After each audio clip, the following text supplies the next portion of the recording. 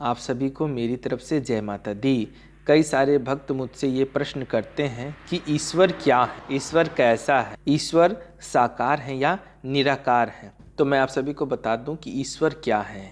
ईश्वर क्या है यह तो नहीं बताया जा सकता है, क्योंकि कौन कितना बड़ा विद्वान है यह बात उससे बड़ा विद्वान ही ठीक ठीक बता सकता है, और ईश्वर से बड़ा कोई है ही नहीं। सर्वशक्तिमान ईश्वर पूरी तरह ठीक ठीक ना जाना जा सकता है, ना उसका वर्णन ही हो सकता है, लेकिन ईश्वर है यह बात 16.15 आने सच्ची बात है। जैसे कपड़े को देखकर उसका कोई बनाने वाला है यह समझा जा सकता है, वैसे ही संसार का भी कोई बनाने वाला होना चाहिए, यह स्पष्ट है हम लोग के अंतर मन में। संसार इतना नियम पूर्वक चलता है और फिर इतनी आश्चर्यजनक घटनाएं इस संसार में होती रहती है कि उन घटनाओं का बड़े बड़े वैज्ञानिक भी कोई कारण नहीं समझ पाते हैं।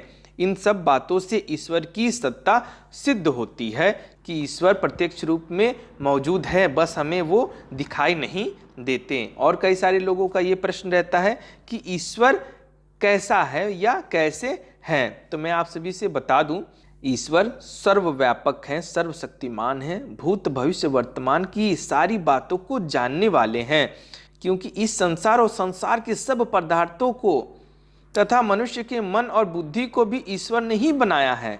और संसार में जो कुछ है या होना संभव हो सकता है, मन या बुद्धि में जो कुछ आता है या आ सकता है, वह सब ईश्वर का ही रूप है। ईश्वर वह सब है और उससे भी विलक्षण है। ईश्वर ऐसा है और ऐसा नहीं है, इस प्रकार का हठ अज्ञान के कारण होता है। यानी कई लोग जो आपस में वार्तालाप करते हैं, नहीं भगवान के इतने हाथ हैं, भगवान की ये वाहन है, या भगवान इस रूप में दिखाई देते हैं, तो इस प्रकार का मतिभ्रम अपने मन में ना रखिए। जैसे घड़े के भीतर भरा पानी घड़े जैसा और लोटे में भरा पानी लोटे जैसा हो जाता है, वैसे ही जैसी भावना ईश्वर के संबंध में भक्त के अंदर होती है, वैसा ही ईश्वर आपको दिखाई देते हैं। अब मैं आप सभी को बता दूं कि ईश्वर साकार है या निराकार, ये भी कई लोग के मन में प्रश्न आता है। तो मैं आप सभी को बता दूं कि ईश्वर निर्गुण, सगुण, साकार, निराकार, स्वरूप है। जैसे मिट्टी में घड़ा नहीं है, परंतु मिट्टी से अलग घड़ा कोई वस्तु भी नहीं है, इसी प्रकार ईश्वर में यह संसार नहीं है, पर संसार के पदार्थ और गुण ईश्वर से अलग भी नहीं है। ईश्वर में गुण ना होते तो संसार में गुण आते ही कहाँ से, और ईश्वर में निर्गुणता ना होती तो बुद्धि में निर्गुण की भावना कैसे आती। इस प्रकार आकाश, वायु आदि निराकार और पशु पक्षी आदि साकार पदार्थ भी ईश्वर ने ही बनाए हैं।